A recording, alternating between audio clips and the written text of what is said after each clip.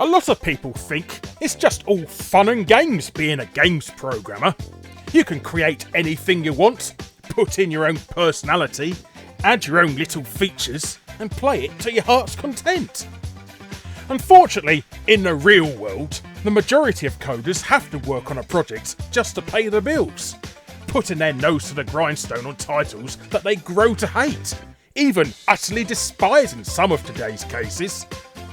So, this episode, we take a look at these scornful software engineers, these pixel repulsors, and these grievant game makers, all of whom hated their work harder than Peter Molyneux on a Fable prequel.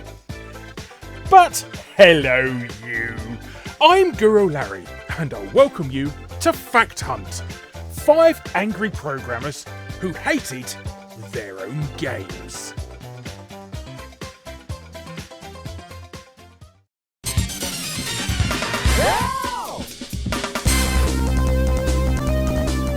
When Atari launched a 64-bit Jaguar console in 1993, and yes, it definitely is 64-bit, let's save that story for another day, Trevor McFur in the Crescent Galaxy was supposed to be the showcase game for the much maligned system. In the early previews and static screenshots, the game looked nothing short of stunning. This is because Crescent Galaxy used rendered sprites and objects to give the graphics an incredible sense of depth, so they just leapt out of the screen at you. This was obviously nothing new, as we'd first seen this technique in Donkey Kong Country on the Super Nintendo. But unlike Nintendo's game, Atari's offering was displayed in millions of colours and in a much higher resolution. However, all was not as it seems with a horizontally scrolling shooter, as artist BJ West goes on to explain. Did I hate Crescent Galaxy? Well, you could say that. Don't get me wrong, I loved working on it. It was the first time I was getting paid to do 3D modeling and animation. In fact, it was the first proper game I ever worked on. So I was happy for the gig, and I had no idea what Atari's chronic problems were yet. It wasn't until we were asked to start testing it that we realized just how lacking it was. It was really hobbled by Atari's bosses being cheap when it came to making the carts. The core problem was that the company was run by hardware engineers that weren't really very savvy about game design. It was pretty to look at, but the gameplay is absolute rubbish. My biggest complaint of all is that there's no gameplay ramp, so the first level is just as hard as the last. And there's no music too, all because they wanted to save money on the cart size. Crescent Galaxy wasn't the only victim of this either. There are plenty of other examples in the Jaguar library. While Crescent Galaxy was widely panned by the press and became the first nail in the Jaguar's very large coffin, BJ himself went on to much bigger things, as he ended up working on hugely successful titles such as the Sim series, SimCity 3000, and the Urbs. Well, if you count working for EA a career upgrade, that is.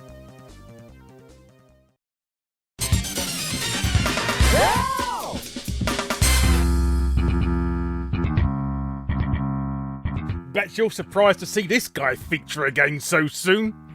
Richard Mad as a Hatter Aplin is no stranger to Fact Hunt. In fact, he's become almost as synonymous with this series as a marble-headed misanthrope whose name we dare only say once per episode.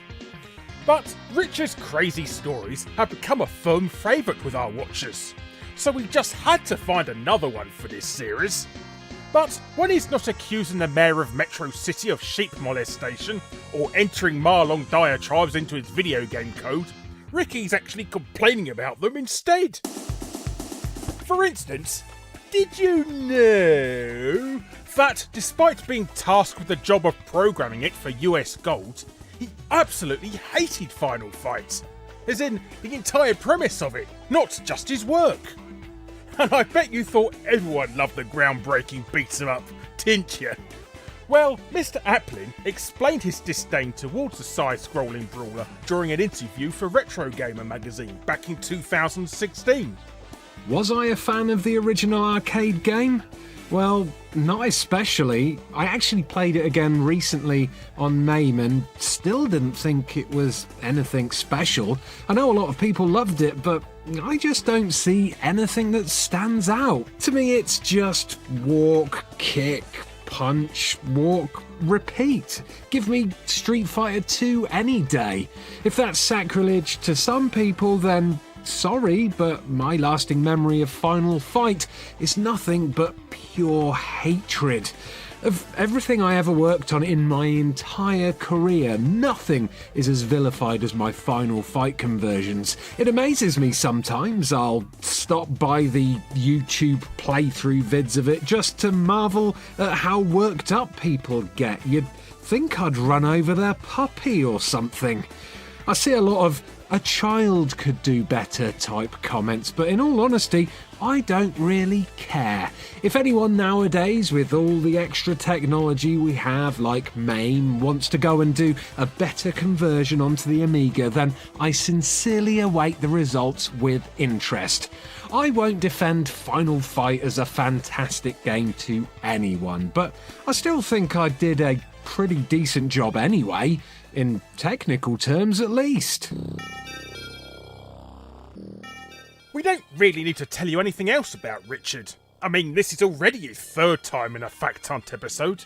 But Richard worked on many great home conversions, such as Bosconian, The Godfather, Double Dragon 2, and Shinobi. But he hated Final Fight back then, still hates it now, and even after leaving the games industry entirely, he still remains more mental than a Molyneux memoir. Oh no! I've just mentioned him twice!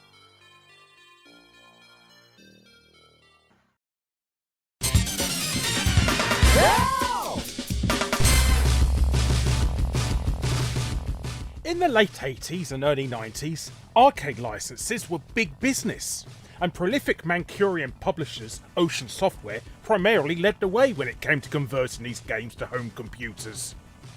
Ocean's big game of 1990 was the Williams coin-op NARC, a run-and-gun affair where you played a member of the Specialised Police Narcotics Unit in a fetching red or blue balaclava, trying to take down the evil drugs lord Mr. Big.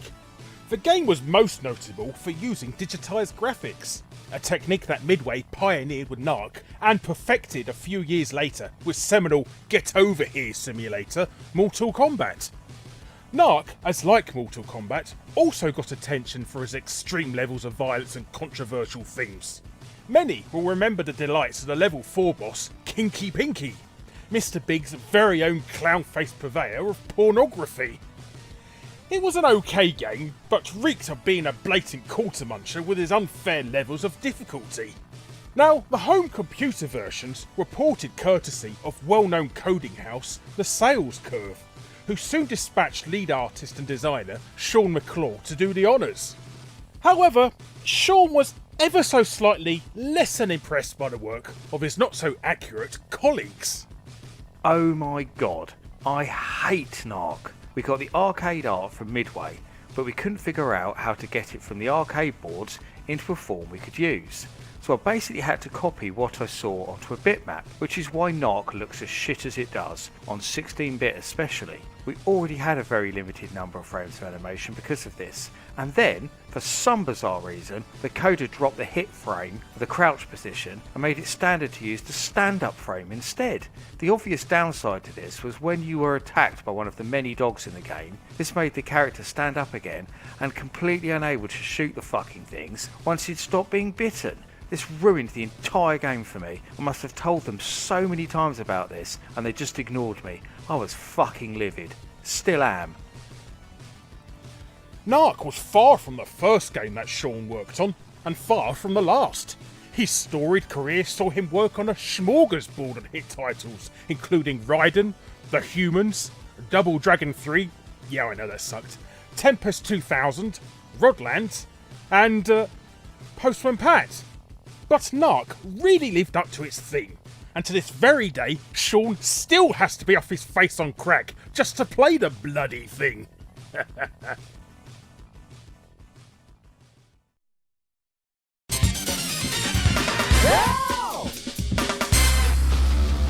Good old Doom.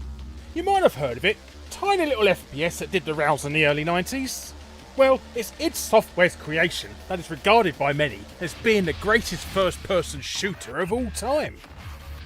Starting off as a wallet-friendly freeware game, It's not only recognised as being the game that finally made people take the PC seriously as a legitimate gaming system, but also spawned multiple sequels and ultimately into a multi-million-dollar franchise for now owners of the brand, Bethesda Softworks.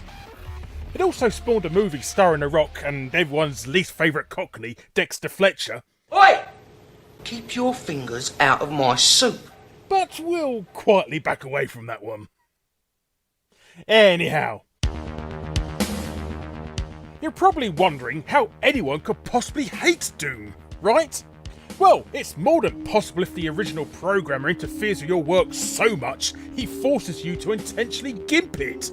As the coder of the Sega Saturn version, and the Rasputin of retro himself, Jim Bagley, explains.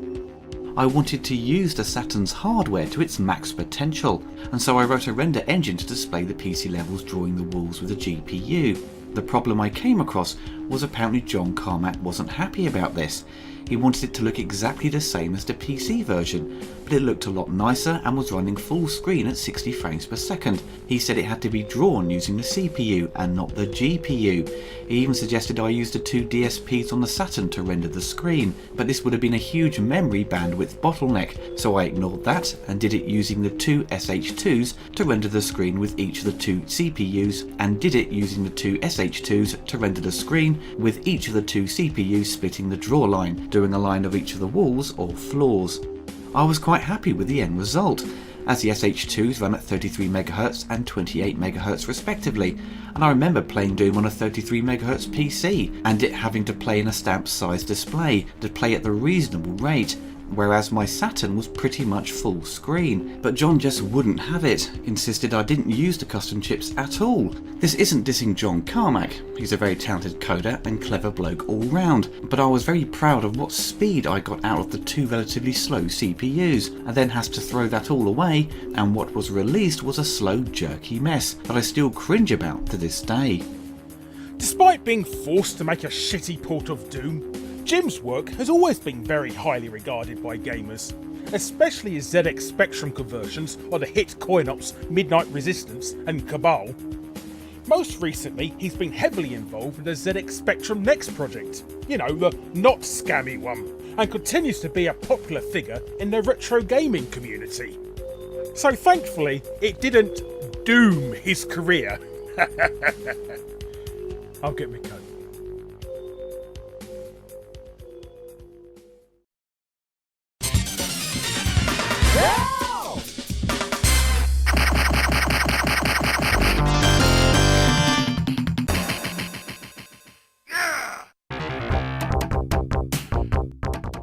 Well, we've now had 4 stories about people who hated their games.